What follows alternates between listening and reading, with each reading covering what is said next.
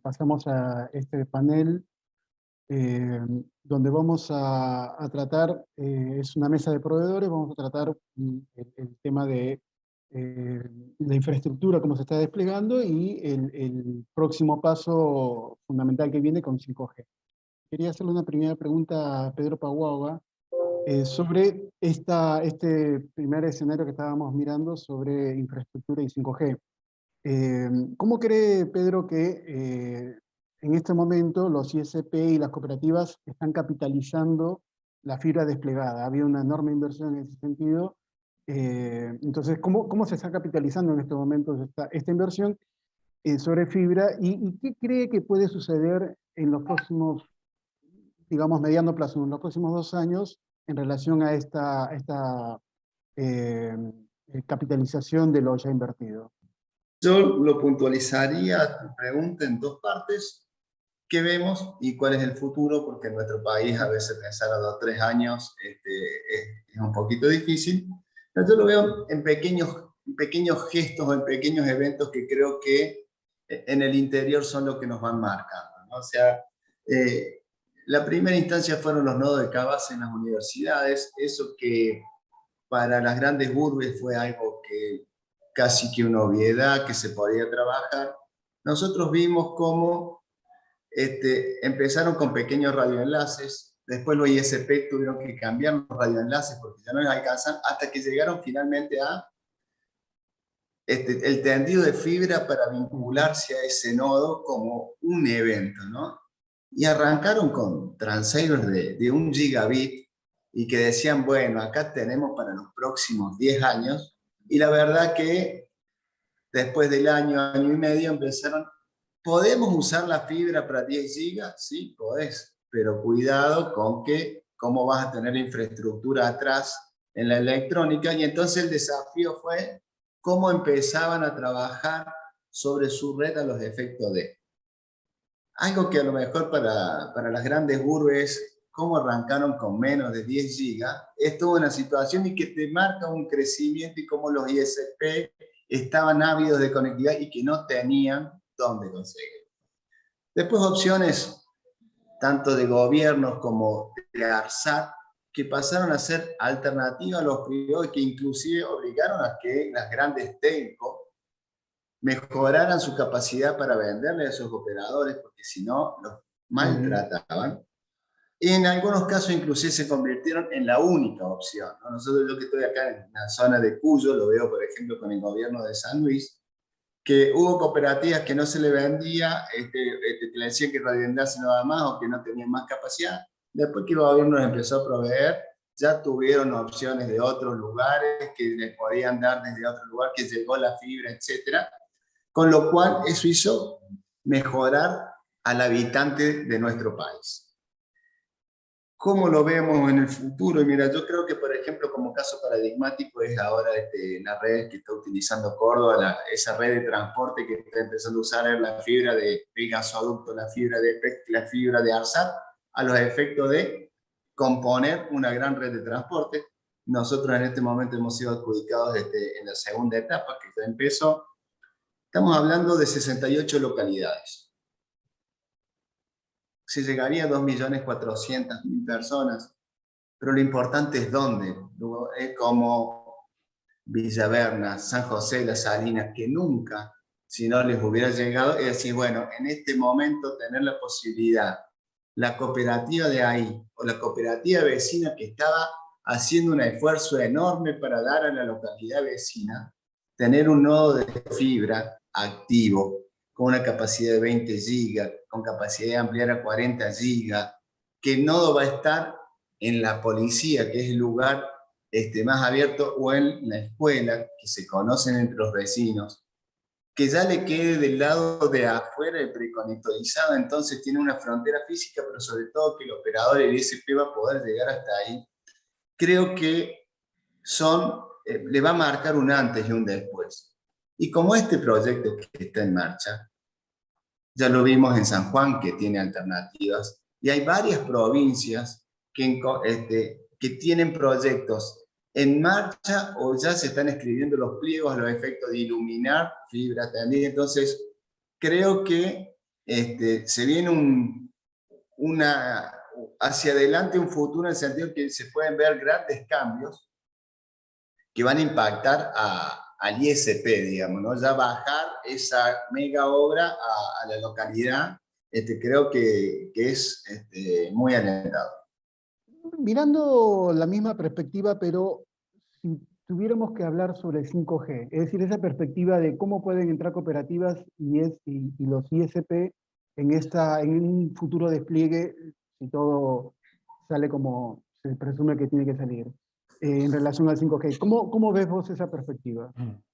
Mira, cada vez que hubo un despliegue de una red tecnológica inalámbrica nueva, siempre suponía que iba a haber un peligro, una gran competencia con los que eran las redes fijas que están construyendo los otros operadores. Sin embargo, un poco ya se habló hoy durante toda la mañana en distintos paneles, hay una sinergia total entre lo que es el despliegue de las redes 5G y los despliegues de las redes FTTH, ya que sabemos que es necesario, como comentó antes Luis en el panel anterior, es necesario la fibra para alimentar los micronodos y que todas aquellas aplicaciones críticas de alta velocidad, muy bajo delay, puedan funcionar perfectamente. En el interior, y un poco Ariel Geiser hoy lo resaltó muy bien, existe unas grandes diferencias respecto a las grandes capitales, y en el interior las cooperativas y las ISPs fueron los que hicieron los grandes despliegues de redes FTTH que existen hoy, no así los grandes operadores.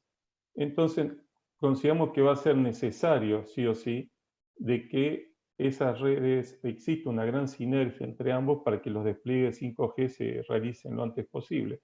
Por supuesto que hay que cambiar el paradigma. Hoy estamos muy acostumbrados a cada red es para un único operador y vamos a tener que pasar a lo que se conoce como los despliegues de las redes neutras, como comentaron, y que ya son exitosos en muchos lugares.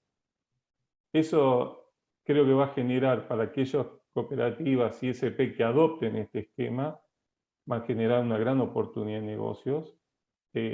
No es muy simple, todo esto lleva también, bueno, el despliegue 5G, hay que empezarlo a transitar en Argentina, y yo creo que también en paralelo todo lo que son las redes FTTH de los operadores, también de las cooperativas, van a tener que ir migrando, van a tener que estar pasando de lo que es red de GPON a una red XGS-PON, si no, no va a poder funcionar lo que conocemos como el 5G.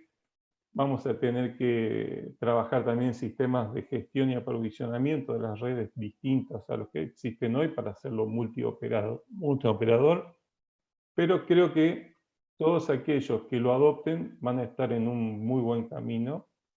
Y aparte, en muchos del interior donde existe, sabemos que las redes 5G tienen un gran potencial también para lo que es Internet de las Cosas, para IoT y otros productos, y en todos aquellos lugares donde tengamos, en la parte sobre todo agropecuaria, agrícola, ganadera, va a generar, yo creo, aparte, las mismas cooperativas y pymes van a poder desarrollar otros productos y otros servicios sobre esa misma red 5G.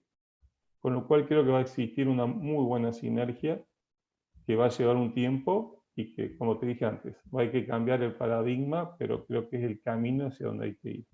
Todo esto que estamos hablando se da en un contexto complejo, si se quiere, de provisión de equipamiento desde los lugares, los centros de producción, producto de pandemia primero, luego el estallido, si se quiere, de demanda y consumo post-pandémico que sigue vigente, y además ahora esta guerra en Europa que complejiza bastante más todas las cosas.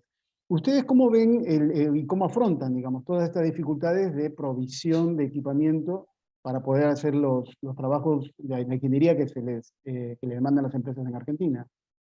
Nosotros lo que seguimos en la búsqueda, eso es tal cual lo que detallabas, hay no solamente escasez, sino que con los medios de transporte tuvimos varios inconvenientes, en lo cual también escasez para traslados directamente, no solamente en la fabricación o en lo que respecta a los chips para ya sea terminales o equipamiento central, sino también para el propio transporte.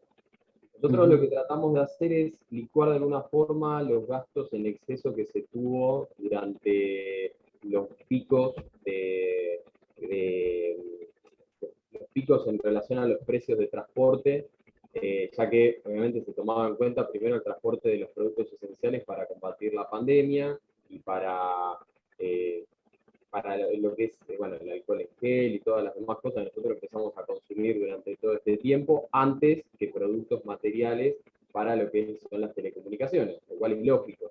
Pero tratamos de licuar de alguna forma y de hacer una inversión en la cual sea tratar de traer más, ya que el transporte se hizo más caro, entonces licuar en ello varios gastos y al mismo tiempo, bueno, buscar otros proveedores también otros proveedores en otras partes del mundo, no solamente hoy nosotros cuando pensamos en proveedores para telecomunicaciones pensamos en China, pero bueno, no solamente en China es donde está todo, sino que puede distribuirse en otras partes del mundo y así facilitar ciertos tramos en lo que hace al transporte en general.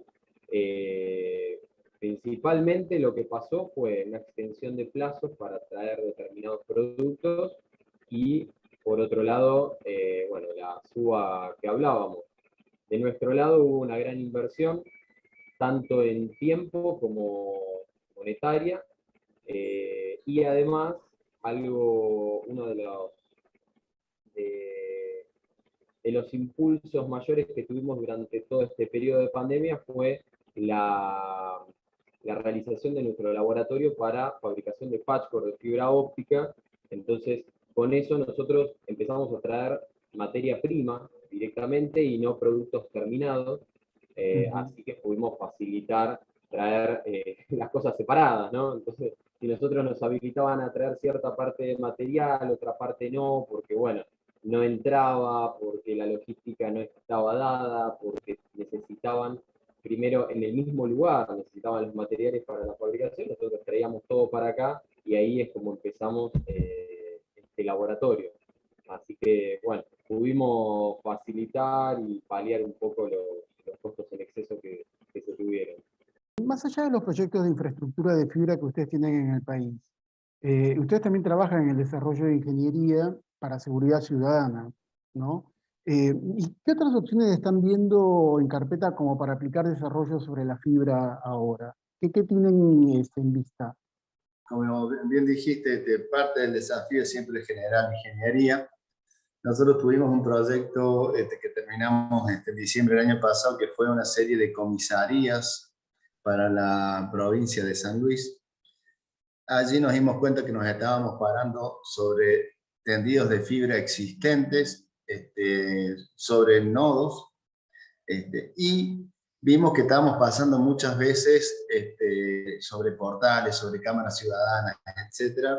Entonces, desarrollamos allí un portfolio justamente en el concepto de la Smart City y lo que viene, digamos, la seguridad ciudadana, esto de que ya la inteligencia artificial está en el dispositivo, entonces ya pasamos a una inteligencia distribuida, como fue los primeros albores de todo lo que sería las comunicaciones, y llegamos a el desarrollo de cómo aprovechar la fibra ya desplegada, la colaboración a veces entre lo público y lo privado, porque no necesariamente la fibra va a ser siempre de gobierno, muchas veces hay un ISP que tiene allí, que está muy cerca con la municipalidad o con la cooperativa eléctrica del lugar, y se vio que trabajar sobre el concepto de, bueno, cómo somos complementarios y cómo poder aprovechar los tendidos, un desarrollo de portales a lo que haría la parte de seguridad vial. O sea, no solo la fotomulta. A ver, hay muchos otros conceptos, digamos. Es decir, tenemos una escuela, tenemos horarios pico de la escuela, cómo se está estacionando allí, cómo es el flujo de tránsito. La provincia tiene determinados caminos que lo usan nuestros productores rurales o no lo usan. Bueno, ¿cuál es nuestro flujo de tránsito? ¿Qué tipo de tránsito está pasando? ¿Están pasando muchos camiones? ¿Están pasando mucho vehículo mediano? Eso nos va a dar a nosotros un desgaste de ruta a los efectos de poder pensar. A eso le podemos sumar que, bien, siempre se hablaba de la búsqueda forense. Uy, pasó algo, ¿cómo hacemos? ¿Lo tenemos el video o no? Sí, eso también está. Pero podemos pensar también en actos predictivos, ¿no es cierto? Ya las cámaras tienen compatibilidad y vínculo con hasta 6 bases de datos de manera instantánea, de 10.000 datos. Tenemos un auto con búsqueda de captura, automáticamente avisa al 911 los efectos que puedan saber y preparar la situación de logística para con esta situación y no enterarnos 7 días después que pasó un auto que teníamos búsqueda de captura. Podemos inclusive decir, bueno, lo quiero por tipo, lo quiero por color, hubo un evento y no sabemos si se sabe que es un auto mediano rojo. Ya es una primera instancia, que todo el sistema busque autos medianos rojos en ocasión de fuga, sobre todo pensando en esto de los problemas con secuestros de niños, que cada vez se está haciendo más habitual o se está haciendo más mediático y que está exigiendo a las autoridades provinciales, pero inclusive a veces locales, que aporten solución. Porque el presidente de la cooperativa termina comprando en el mismo supermercado, lo mismo le pasa al cablero. Y decís, ¿y las cámaras por qué no hicieron? Entonces, aprovechar lo ya existente y dotarlo de tecnología nueva, porque es nada más que una evolución de lo que pasó, y mucho de esto pegó un salto cuantitativo por la pandemia. La pandemia aceleró muchos cambios, y bueno, es la manera de poder capitalizar todo esto que se ha dado ahora, que ha sido uniendo tecnologías existentes, pero sobre todo aprovechar la fibra desplegada de lo público y lo privado, y bueno, hacia eso hemos desarrollado un portfolio en todo lo que viene en seguridad vial y complementarios. Adin, vos mencionabas en tu intervención anterior esta transición de GPON a ex-GPON. Bueno, te quería preguntar cómo es desde Communication Partner, cómo están trabajando esta situación, esta transición. Mira, hoy GPON es la tecnología dominante todavía, y todos los papers indican, en base a la distribución de equipamiento, que más o menos a partir del año próximo, en los próximos 2 años, la tecnología de XGS-PON lo va a igualar, y a partir de ahí va a comenzar a dominar en el mercado. Normalmente también te dicen que cada una de las tecnologías ha ido dominando por 10 años, así que bueno, se augura un dominio de lo que es la parte de tecnología de XGS-PON, por lo menos por otros 10 años más, hasta que aparezca lo que es 25 y 50 PON. Nosotros vemos que en América Latina, en Argentina, no conocemos casos prácticamente, puede haber muy pocos casos, y América Latina en general. Y los casos que existen son casos que se están implementando más por una solicitud del punto de vista comercial que técnico. No es que el cliente hoy esté requiriendo tanto ancho de banda, sino que es la necesidad comercial de estar ofreciendo planes superiores a 1 giga a los abonados. La otra realidad también es que todos los fabricantes te indican más o menos que la adopción de una tecnología en América Latina generalmente es un par de años posteriores a la adopción de la misma tecnología en otras regiones del mundo. Entonces tendríamos que esperar que esta tecnología la terminemos implementando a partir del año próximo, 2023-2024, comencemos con esta adopción, como fue con GPON a partir del año 2010, ¿no? Aproximadamente. Nosotros, desde Communication Partner, venimos trabajando ya con nuestros clientes en 2 aspectos. Uno en lo que son las redes de fibra en sí, y otro en la parte de los activos.